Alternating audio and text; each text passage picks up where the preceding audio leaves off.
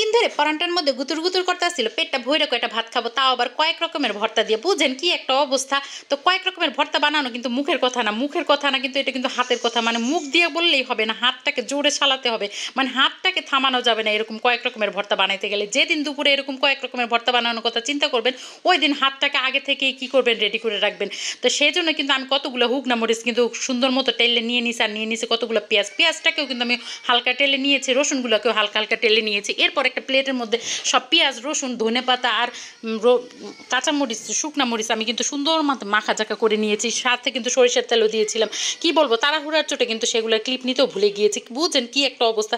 তারপর একটা fry pan নিয়ে নিলাম, একটা কড়াই নিয়ে নিলাম। কড়াইয়ের মধ্যে দিয়ে দিলাম কচুরগাটি না কচুরমুখী, যে জানা আমার চেনিস, কোনো সমস্যা নেই। হলুদের তেল দিয়ে তার মধ্যে কচুরগাটিগুলো ছেড়ে দিয়ে তার মধ্যে হলুদ আর লবণ দিয়ে সুন্দর মতো নাড়াচাড়া করে দিয়েছি। এরপর 2টা চিংড়ি মাছ দিয়ে দিলাম।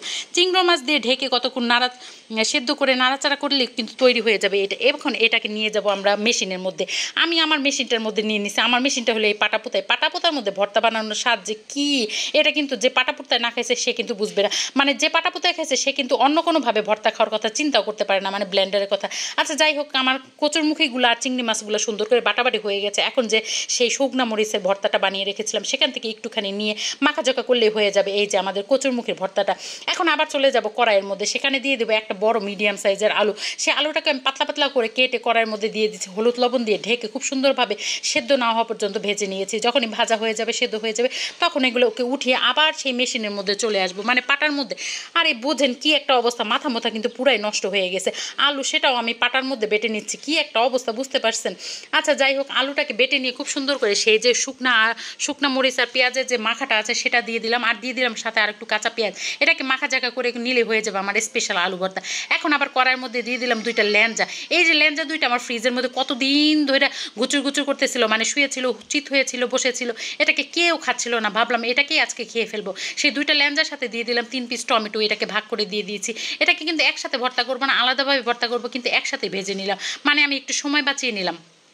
এই ল্যাঞ্জাটার মধ্যে থেকে যত প্রকার কাটা আছে সেগুলোকে কিন্তু খুব সুন্দর করে বেছে নিতে হবে, নাহলে কিন্তু ভর্তা বানানোর সময় কিন্তু হাতের মধ্যে ফুটে যেতে পারে।